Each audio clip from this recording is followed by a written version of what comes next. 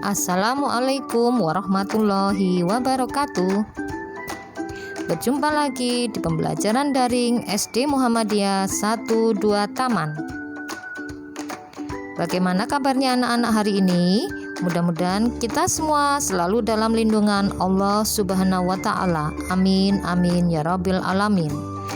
Pembelajaran hari ini adalah tematik 4, tema 7, alangkah indahnya keragaman di negeriku, subtema 3, indahnya persatuan dan kesatuan negeriku, pembelajaran 4. Adapun tujuan pembelajaran hari ini adalah setelah mencermati teks, siswa mampu menuliskan informasi-informasi penting dalam teks tersebut dengan benar.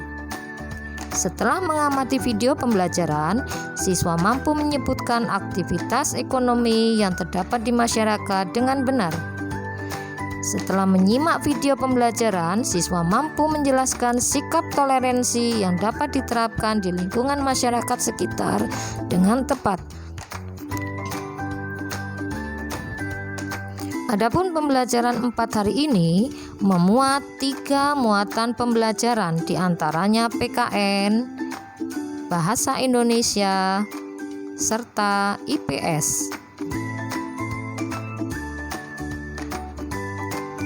Aktivitas ekonomi di bidang pertambangan. Sumber daya alam pertambangan adalah sumber daya alam yang diperoleh dengan cara menambang atau menggali. Bahan tambang dibagi menjadi 2, yaitu migas dan non-migas.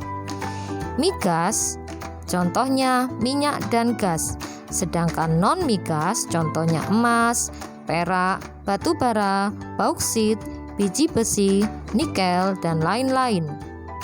Pertambangan dapat dilakukan oleh perusahaan swasta maupun perorangan. Potensi barang tambang ini hendaknya dikelola secara optimal untuk kemakmuran rakyat. Barang tambang ini bersifat tidak dapat diperbaharui sehingga perlu dikelola secara bijak. Ketersediaan barang tambang haruslah dijaga kelestariannya agar dapat memenuhi kebutuhan masa kini dan masa mendatang. Selain itu, perlu dicari sumber daya alternatif agar sumber daya alam ini tidak akan cepat habis. Aktivitas ekonomi di bidang industri. Bidang perindustrian adalah bidang yang mencakup seluruh kegiatan pengolahan bahan baku menjadi bahan setengah jadi dan bahan jadi. Bahan mentah berasal dari sumber daya alam. Adanya aktivitas industri dapat meningkatkan suatu barang. Aktivitas industri dapat dilakukan oleh perorangan, kelompok, maupun badan usaha. Contoh industri yang ada di Indonesia antara lain industri otomotif, konveksi, elektronik, sepatu dan sandal, ban, pengalengan ikan, minuman dan makanan, serta pupuk. Ini adalah contoh industri otomotif. Dan ini contoh industri garmen atau konveksi. Aktivitas ekonomi di bidang perdagangan. Potensi alam di tiap-tiap wilayah di Indonesia berbeda-beda. Ada yang kaya potensi alam, ada pula yang miskin potensi alam. Fenomena ini dipengaruhi oleh kondisi geografis tiap-tiap daerah. Akibatnya, tidak di setiap daerah mampu menghasilkan barang-barang yang dibutuhkan oleh masyarakat.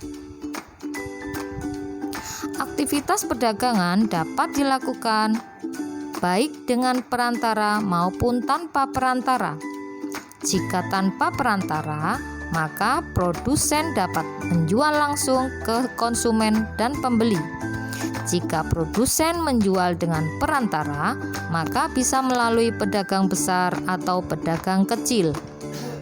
Perdagangan yang melibatkan masyarakat luar negeri disebut perdagangan ekspor-impor. Aktivitas di bidang jasa.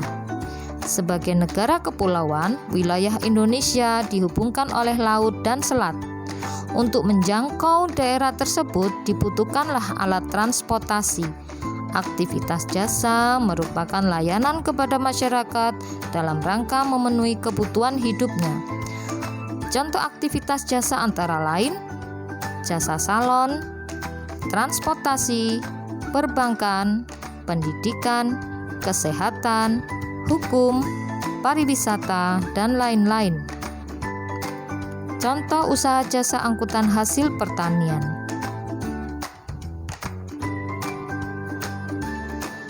Ayo membaca. Sikap toleransi dalam keberagaman. Toleransi dalam keberagaman agama.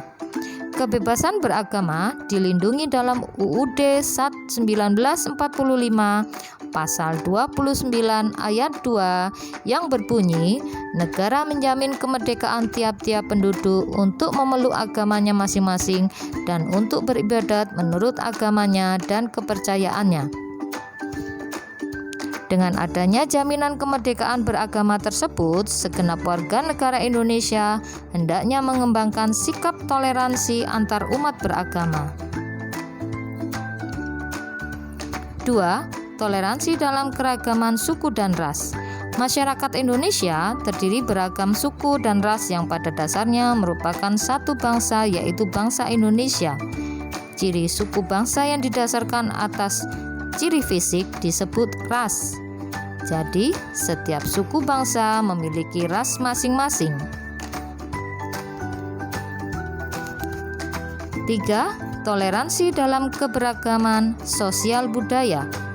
Bahwa di setiap daerah berkembang sosial budaya yang sesuai keadaan lingkungan masing-masing, di mana kita sebagai generasi penerus senantiasa dapat menghormati, melestarikan, serta mengembangkannya.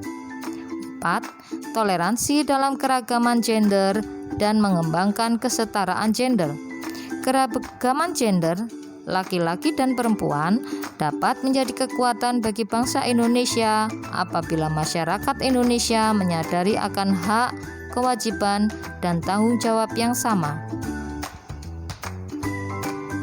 Informasi penting dari teks sikap toleransi terhadap keragaman antara lain bahwa negara Indonesia terdiri atas keragaman agama, suku dan ras, sosial budaya, serta keragaman gender yang berbeda-beda.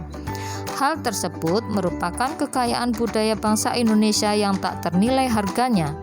Oleh karena banyaknya keragaman tersebut, maka kita harus dapat menerapkan sikap toleransi baik di bidang agama, sosial budaya, suku dan ras, serta toleransi dalam keragaman gender agar tercipta kerukunan, persatuan, dan kesatuan bangsa.